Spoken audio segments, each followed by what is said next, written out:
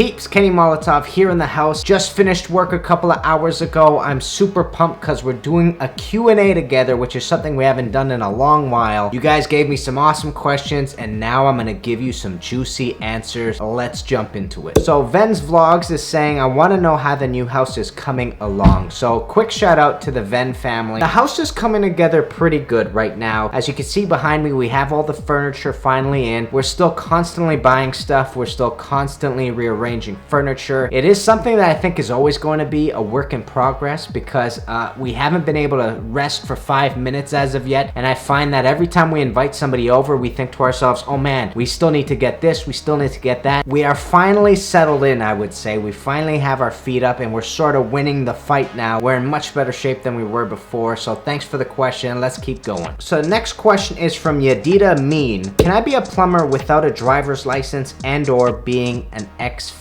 So I think this question really relies on whether you're doing service or you're doing new construction work. As a service plumber, the product that you're selling is being able to go anywhere and essentially do a service job. So I know as an apprentice, it's a little bit easier to not have a license because you're constantly going to be working with a journeyman, and that's usually the individual that's driving people around or driving the apprentice around. It might be a little bit easier as an apprentice doing this, but the thing is as you progress throughout your apprenticeship, what you're going to notice is at some point your company, if it's big enough, will probably want to give you your own truck so that you can start doing service work just on your own, or so you can run a 2-person crew or whatnot. So I find that with service work, you're probably going to need a license a little bit more than you probably would as a new construction worker. And the reason why I say that is because I have a friend in new construction, and all he has to do every day is go out to the job site, and all the tools are at the job site and all the materials are at the job site. That's one advantage to working in new construction than it is for working in service. In service, you're constantly moving around. In new construction, you usually plant your feet in a project and stay there for a long duration of time, and all you have to do is show up at the right time and leave at the right time, basically. In regards to being an ex-felon, it gets a little bit complicated because I think it really depends on where the company you're working with gets hired. So for example, I know that if you're ever working around children or you're working for the government, they do extensive background checks and these sorts of things to make sure that the individuals that they're hiring are not ex-felons. So I assume that if you were to work with a company that is working in any of the vicinities of those things, you might have a background check and might get asked not to work on those job sites. I also know that if you want to open up your own plumbing company, you're not allowed to do so if you do have a record. So that's something to keep in mind as well. I think the rest of it comes down to the place of occupation that you're planning to apply to. I imagine that some plumbing companies have no problem with it. I imagine some plumbing companies might have a problem with it. So it really depends on the employer, in my opinion. But that's my 2 cents on it. So you need to make sure you take a look online. I think your best course of action is basically just to ask the companies you're planning to apply to if they do that, if that's going to be a specific issue, and just have a conversation with them. I imagine if they meet you and they realize you're a responsible individual who's changed his or her ways, they might take a shot with you. So that's something to keep in mind. The next question is from Louis the Plumber. Kenny, did you get your backflow certification yet? And what's a regular charge for a main sewer stoppage from a clean out access? And do you guys open main sewers from roof vents? Just curious. Did I get my backflow certification yet? The answer is no. I didn't personally get my backflow certification. My father has his backflow certification.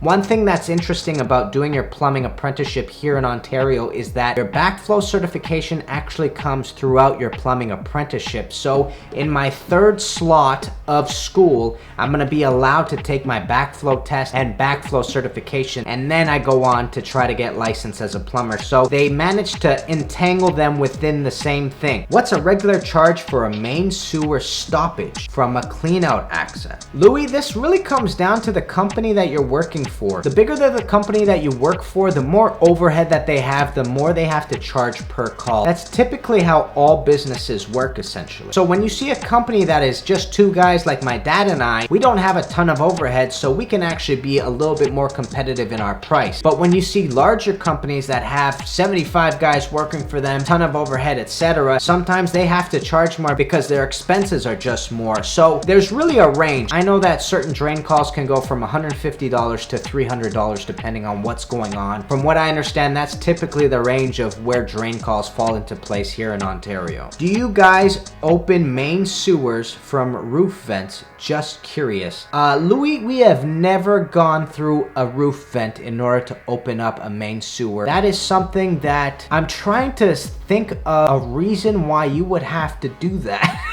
And the only reason why I would think you would do that is because the entire house is full of water. But aside from that, no. Normally what you want to do is you want to go through a clean out in the basement, and assuming that the entire basement's full, you might want to go on the first floor and do that. And assuming that the whole first floor is full, you'd want to go on the second floor, but it would require a ton of water or no access to cleanouts in order to go through a roof vent, which is a little bit odd. You prefer residential or commercial plumbing? By Victor Jimenez. Victor, thanks for the question. The truth is that I like them both because they kind of do separate things for me, and I find it exciting to be able to go from residential to commercial. And I'll give you an example. I find that the more exciting version of plumbing happens to be commercial, and the reason why I say that is because you're dealing with roofs sometimes that are way higher than 9 feet or 12 feet. Sometimes you're dealing with 30-foot ceilings, which means that you have to incorporate brand new tools. I know a few months ago we were working on a scissor lift because we had to do overhead pipes in a commercial building. So that's something I don't typically do on a day-to-day basis. So I find commercial plumbing to be a little bit more exciting because it sort of takes me out of my element and out of my comfort zone and makes me start doing things that I normally have never done before. But I also have to say I sort of love homes in general, and I love being in those environments. So doing like a basement rough-in is always a lot of fun as well. So I can't really say which one I like more or which one I like less, but I definitely have fun in both sorts of environments. Victor also asked another question: how has plumbing changed my life? In reality, Victor, plumbing has completely changed my life and made me do a 360 from what I was doing before. Before this, I never had a career in anything. I was just doing a bunch of part-time work, and I feel like plumbing has given me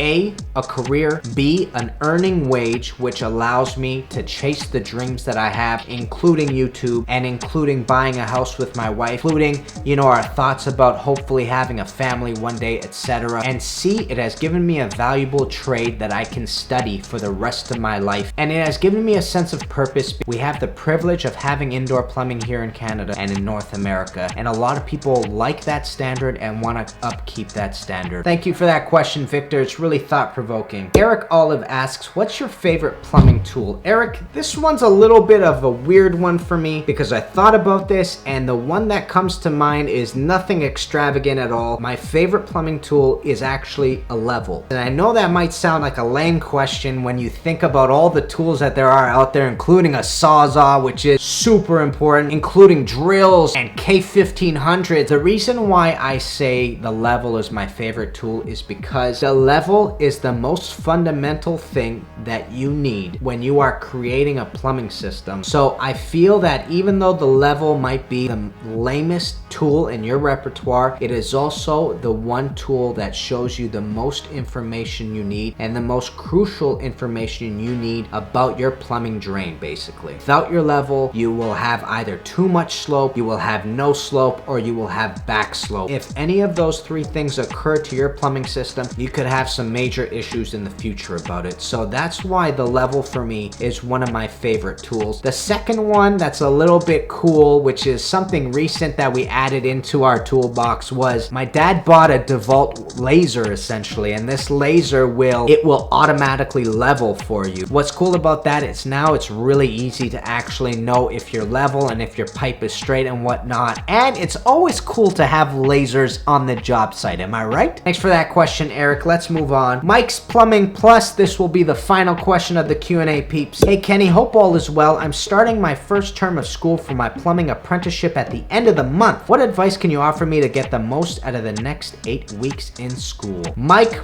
first of all, huge congratulations on you getting into school. The biggest advice I would give to you, it's two things. The first thing is, do not be afraid to ask questions, and I mean that truthfully. I don't get things the first time I hear them. I get confused a lot of the times, and I have to ask for clarification. And if I didn't ask for clarification because I was afraid to, or because I thought somebody was gonna embarrass me, I literally would not be able to explain anything to you guys or to be able to do the work on the job site. It is really crucial to put your ego aside, ask those questions if you don't understand the theory, and hopefully you have a teacher that makes it a safe space of asking questions and that can address the question and re-explain it to you in different ways, which is really the true art of what a teacher should be doing. So definitely ask questions if you don't understand, because there's only 8 weeks, there's only a small allotted frame of time, so make sure you ask the questions and get the knowledge from the individuals that have been teaching it for years. The second thing that I need to stress is study. I did pretty good in plumbing school, but it was nothing short of exhausting for me. And the reason why it's exhausting is because I spent all of Thursday and some of Wednesday, not always some of Wednesday by the way, just memorizing all the notes that the teacher had given us the week prior. And that really is what it took for me in order to excel, and I honestly did poorly if I didn't do that. So do not pass up studying ever. Make sure that you prioritize the day before the test to crank out a bunch of memorization. Make sure there's no way around it. Make sure you don't make any plans. Make sure you don't get distracted. Just sit down. And for me, the way I memorized is I wrote my notes out over and over and over again until I could write them out by heart. Do that if it helps you memorize. If that doesn't help you, write cue cards and play a game with yourself. Write the question on the cue card, on the back's the answer, and just continuously go through cue cards. That's the way I used to memorize as well. So those two methods for me have worked in the past. Make sure to implement them if you need them, because memorization is everything when it came to plumbing school for me, and I'm sure you might have a very similar situation like that. So Mike, if you can do those two things, ask questions when you don't understand and memorize like crazy when you have a test coming up, I really think you have a good formula of doing well on the tests and doing well in plumbing school. So peeps, thanks for watching. Thank you for all the awesome questions. I'm glad that we got to do finally another Q&A and that you got to see my living room finally. I hope you guys enjoyed. Like, subscribe, comment below, and I'll see you guys very soon. Candy Molotov, guys. Peace, baby.